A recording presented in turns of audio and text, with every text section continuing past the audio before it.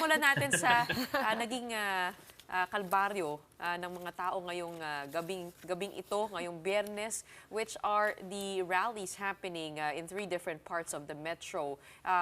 We have seen political turmoil in the past months. We have seen high tensions over 2 powerful political families. Do you think that has had an effect on the economy, seeing the slowdown in GDP growth? How do we interpret that?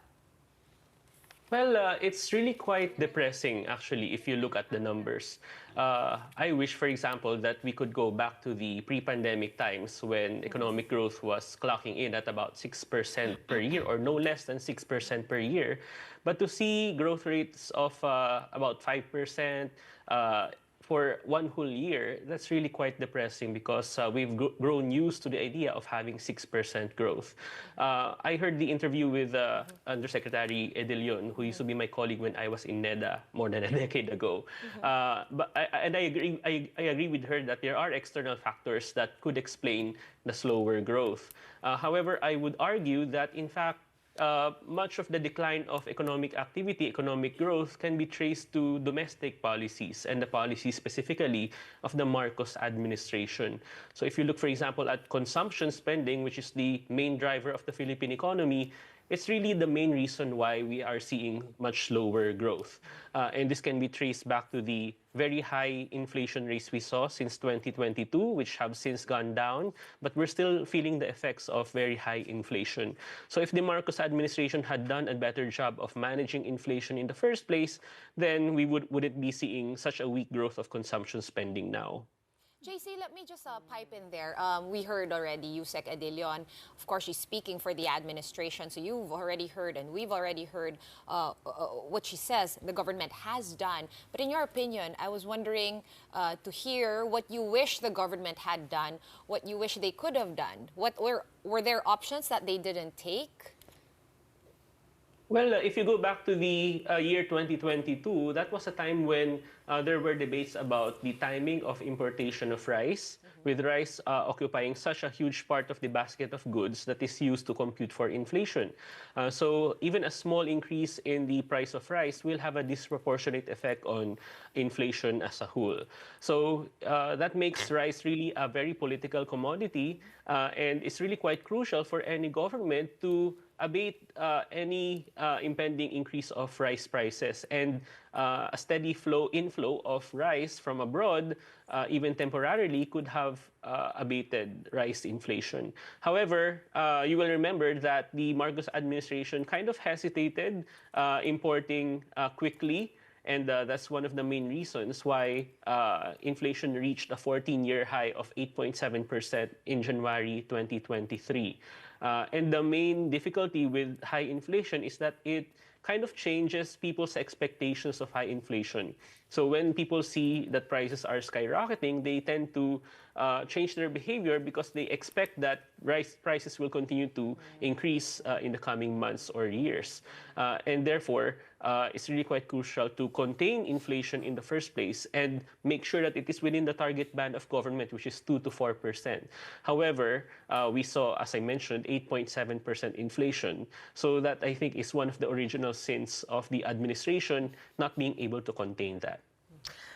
JC, since you heard our interview, I wonder if you could weigh in on the last question that I asked Yusek Edilion, which is to say that in the next several months, we are expecting more handouts. You're putting a lot of cash in the pockets of more people, yes.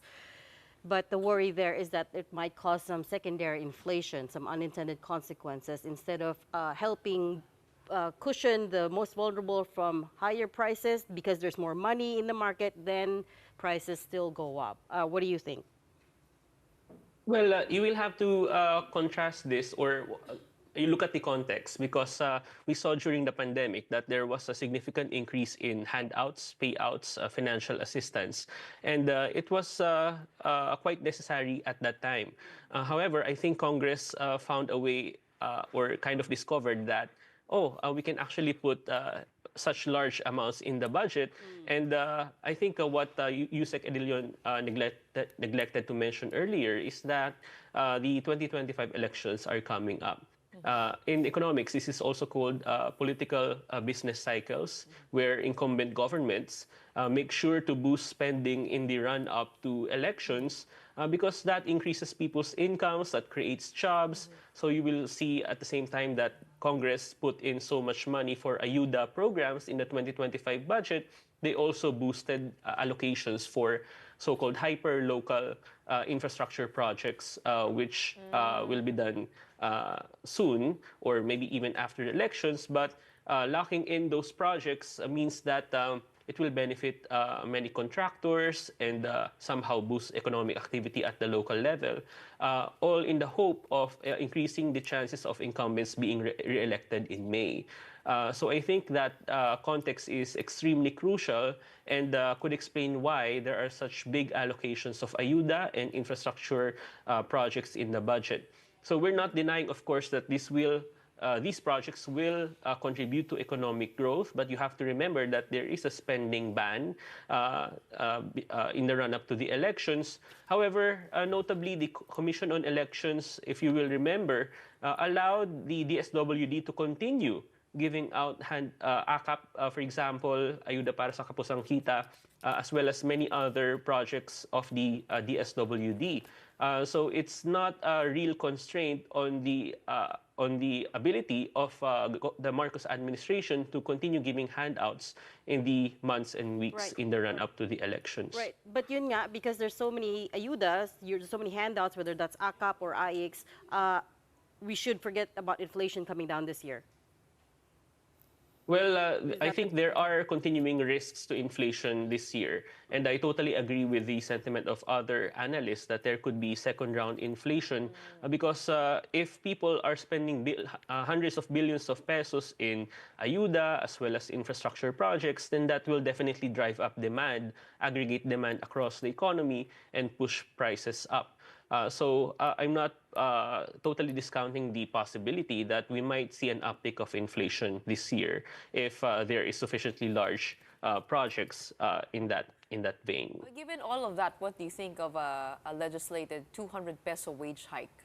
Will that help boost consumption, or do you think that will Boost inflation. boost inflation even more? Yes, I think there's a real risk of it being inflationary as well. But again, it kind of belongs to the universe of projects under the Marcos administration of trying to help people to tide over their expenses because of the high inflation that we experienced in recent years. But number one, I think they're kind of justifying all of these ayuda projects, but in fact, if they had done a better job controlling inflation in the first place, then they wouldn't need to fund all of these things and even push for increases in the minimum wage. There's also a literature in economics. There's a debate actually in economics of whether or not increased minimum wages might increase unemployment as well, because some employers are saying that they might not be able to afford giving their employees higher wages, and therefore they might be forced to lay off some of their workers. But in fact, the evidence so far that I've seen is quite weak, and there's no evidence, empirical evidence to support this. So there are pros and cons as with any other policy. What about this rice emergency that we are waiting for? We already know that rice, of course, and the movement of rice prices could severely impact our inflation numbers or growth numbers or consumption numbers. But is this really a good idea? Like you said, I think this has been an age-old problem, and we all know there's other ways to solve it that are not necessarily like a food emergency. We could just enforce, right? Or law enforcement agencies could step in. But in the absence of that happening, we have resorted to this rice emergency. Do we really need it? And what could be the impact of that? Because they've already lowered the tariffs on rice imports. Yes, I would point you to the direction of one of the laws that were passed under the Marcos administration, which is the law amending the Rice Tarification Act of 2019. So under the Marcos administration, they actually reversed many of the policy gains that were done by that original law passed during the Duterte administration, which essentially liberalized the market for rice. However, what they did is that they put more power back in the hands of the National Food Authority, which could declare a food emergency such as this one in the event of impending shortages. However, if they just stuck with the original law, the rice tarification law of 2019, then I would argue that we wouldn't be seeing such policies or band-aid solutions to the rice issue. However, I think for many reasons, like wanting to control the market for rice, because certain actors are in fact benefiting from it economically, they're profiting from it blatantly.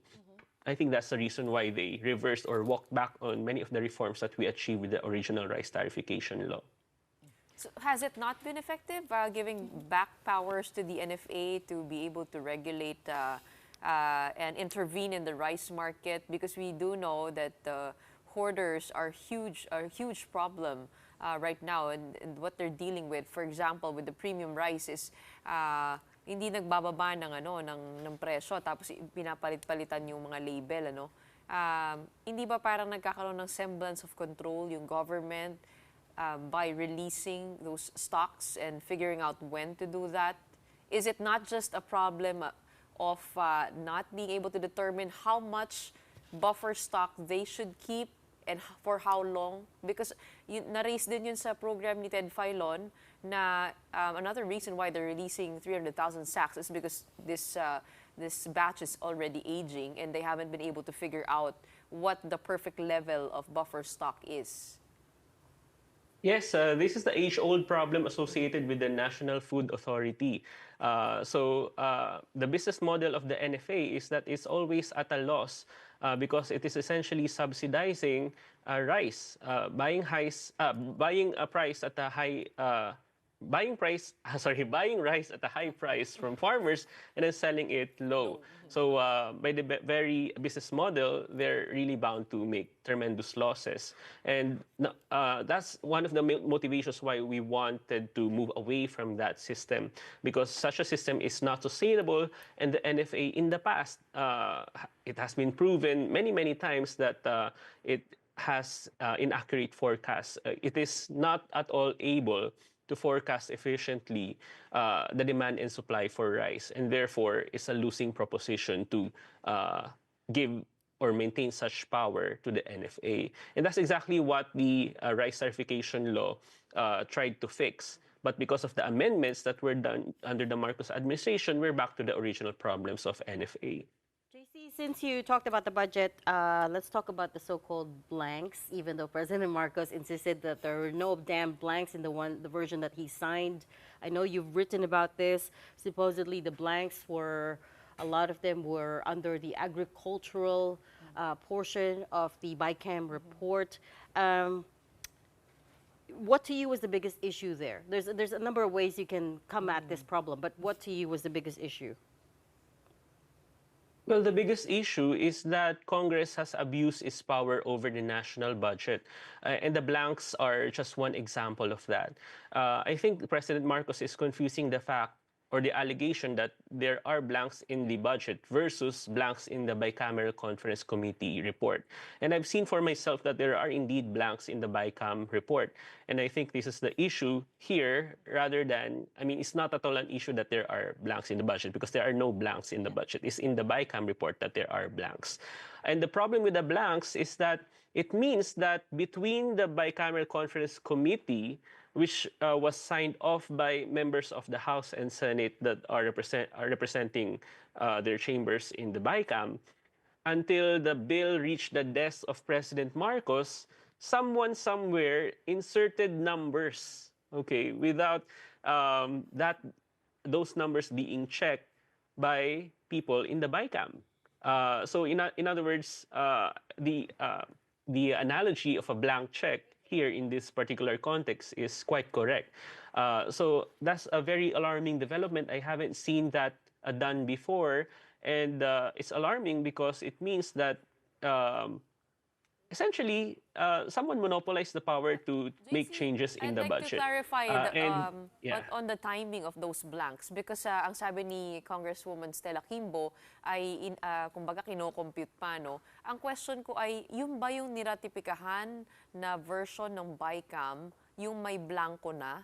Or did it Yes. happen in the committee tapos nilagay nila yung may nalagay na nila ng amount tapos tsaka nila pinaratify? Can you clarify that part? So I saw the document early on, the BICAM report, and there were already signatures of all the members of the BICAM, even with the blanks not yet filled in. So I think Representative Kimbo is misleading the public by saying that these are things that can be done unilaterally by the congressional staff. So we have to be clear there. So you think, very quickly, JC, 30 seconds, you think that that version should have gone back to plenary or what? What was the proper recourse there? I think the BICAM should have convened again and then settled the missing amounts in the blanks and then signed it off again before submitting it to the president. So, kailangan i-ratify without blanks. Which basically giving up their moral authority over the power of the purse.